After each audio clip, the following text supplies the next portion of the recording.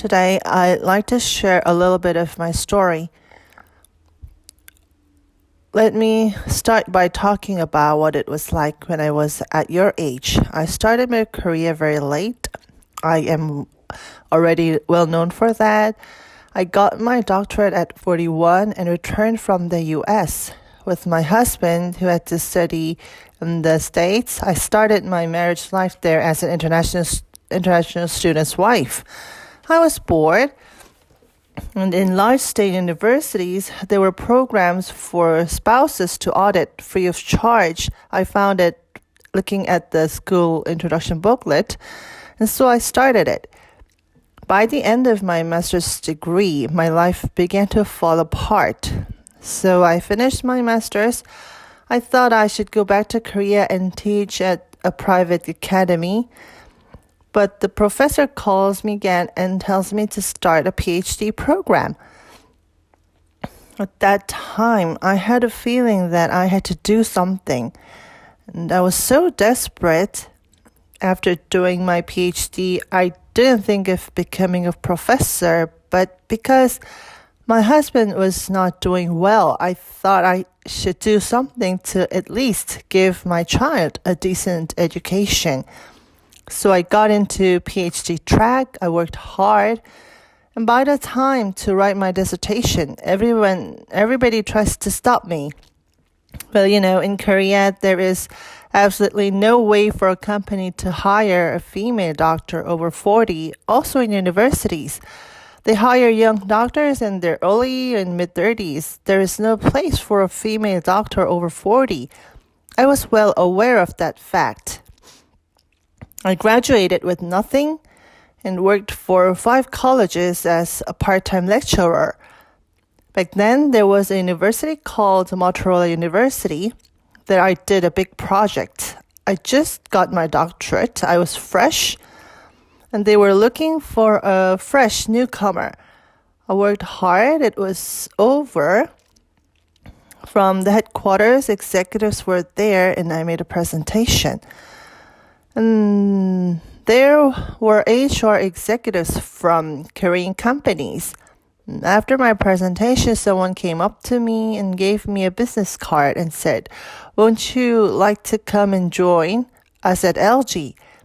For a couple of months, I was very afraid to work for a company because I was getting older and there were no such case. I wasn't sure whether I could survive in a company. So I kept saying no. I thought I had to go to school, become a professor. But he said, lastly, let's have a meal with our director and executives and then decide. And by the time for dessert, the director looked in my eye and his first words were, "Heard that you wanted to go to school." "Well, Dr. Yun, you seem to be very talented at giving lectures," he says.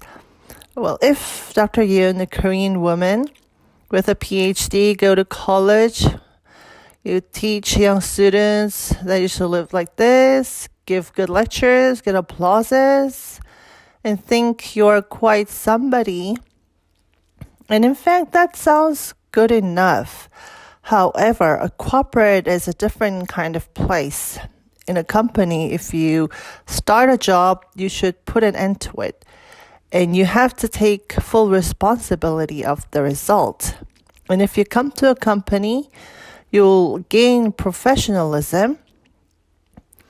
And as well as become a better person. And that's my opinion. My mind goes blank. Again, he asks another straightforward question. Why do you want to become a professor? I was blank again. Well, every day I was looking for a professor recruitment advertisement in the newspaper and holding a PhD. So I thought, of course, I should become a professor, but not for one moment. I didn't ask myself why I wanted to become a professor. What is a professor? What kind of professor I would like to be? And in the taxi on my way back home, I came up with a lot of different thoughts. But I think working in a company was my type. I liked to create something tangible. Well, it's all different. There are professors who are apt for research, like Professor Hojuni. So everyone's different. Everybody has different taste. I guess it was my taste. His words made my heart race. And finally joined LG. Did I get in and everything worked out fine? That I was on a roll? No, everything was miserable. Well, doctors are those who dig deeply down into one field at a certain level. Doctor is actually a qualification, a license. What you do with it is what comes after. It's not everything. It's just the beginning. I joined LG, but every time I left work, I felt my heart cringing. I was overwhelmed, but I couldn't express. Well, since I was a female doctor, I was really scared, but I couldn't say anything. Well, have you heard of doctor syndrome? It feels like you're the stupidest person in the planet. Because digging deeply into one field, you don't know what's going on in the real world. You need time to adapt to the world. Well, years went by. I was busy learning new things. I hear people say, "Oh, she's a doctor. She should show us something." So I start thinking of quitting the job, but my flaming pride starts to lift its head.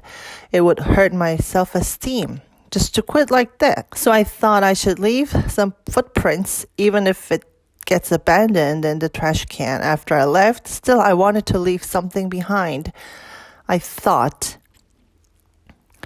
I had to do something different from others. I majored in education engineering, so I built a group-based learning system named Cyber Academy, but I was too ahead of time.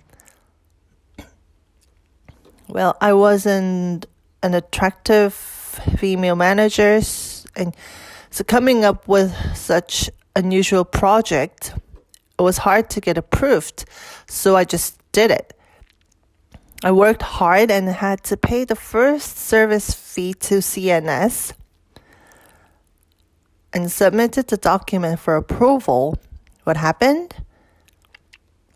The report I submitted flew this way. He said, "That's why I hate doctors and these types of people. Regarding your organization, there was a big fuss."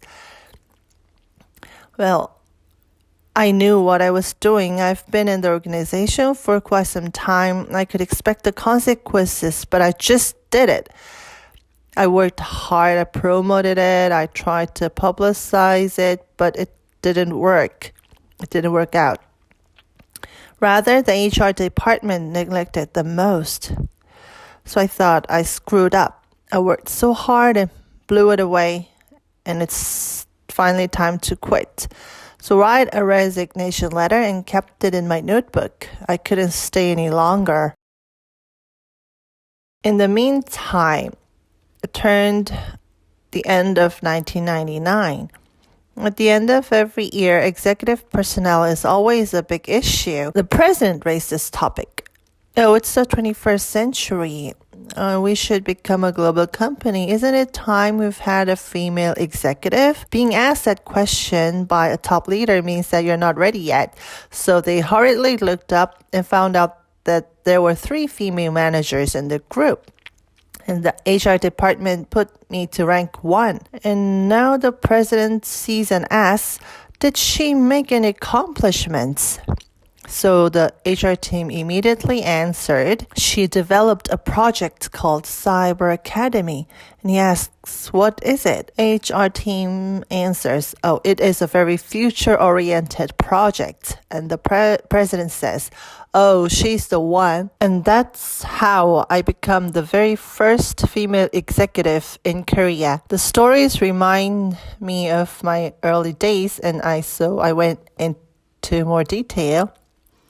Living in this world, There are times when you think that you are at a dead end and you can't move on any further. Back then, I thought I was at a dead end and I had no future, but I was so desperate, couldn't do nothing, so I had to do something. Facing hurdles after hurdles, I thought I was at a dead end, but sometimes a door opens from the other side. Just do your best. I received a lot of questionnaires about failure. My impression was that you have too many thoughts about failure. You think too much in advance, try to prepare in advance, worry and analyze in advance. There's no need to. How well you're prepared, you will face failure. Just get through it when faced.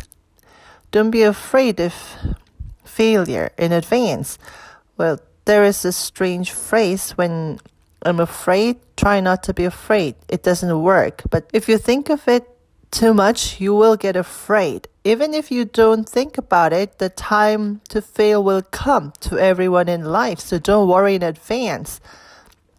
What should I do not to fail? What should I do not to be afraid of failure? Instead, think of what you should do to have fun, what you like, what makes you happy, what you want to do. If you come across failure, then you think about how to overcome it. Wherever you go, in school, in labs, making topics, I ask you to be bold. Please don't compare yourselves with others. I think there are some people who are burdened with the KAIST diploma. Graduating from KAIST, not getting a job, getting delayed, might make you feel embarrassing.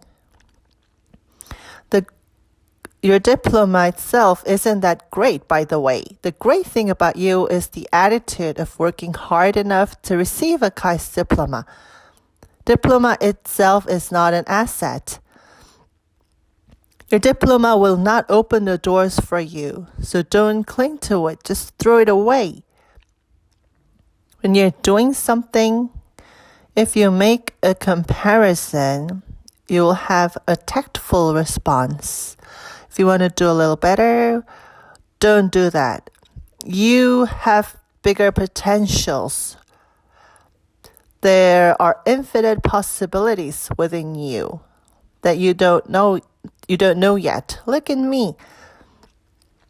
People said that a woman doctor over 40 can ruin her life, but here I am, the first female executive in Korea.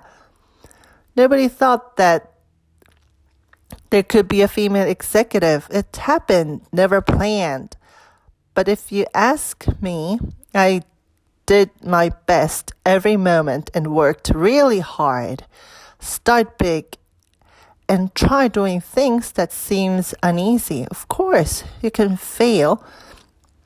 But if you work hard and fail, you will definitely learn something from it. And that will be your asset. Now, everybody has their strengths. But if you keep looking at your weakness, you will get exhausted and frustrated. Also, in doing something difficult or something that doesn't go well, making up for what is lacking doesn't work very well. That's according to a research. Rather, what seems irrelevant, but when you do it by bringing up your strengths, it turns out to be successful. So, when things are difficult, when things go wrong, they don't go well, don't be frustrated and don't analyze it. What did I do wrong? What did I lack of?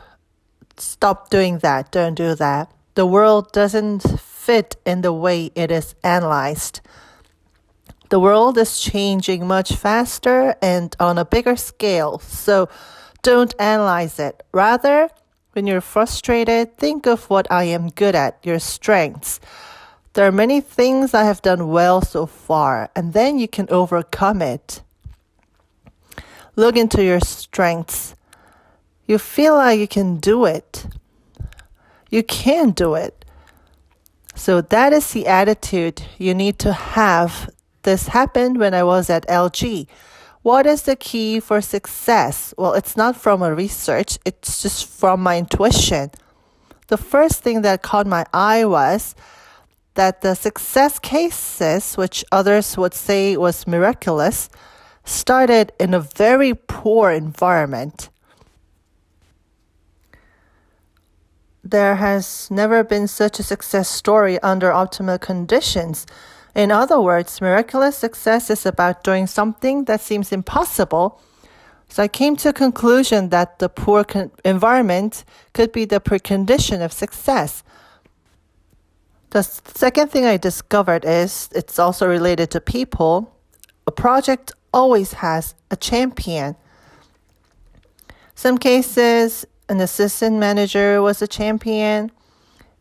Sometimes deputy managers or managers, and many times they were dissuaded at first, but their passion, their dream, that makes things possible. It's usually very difficult to do something that your company disapproves of, but they did it. It's as humans, we have the potential and the infinite possibilities to create such results. It's all within you. So believe in yourself. Thank you.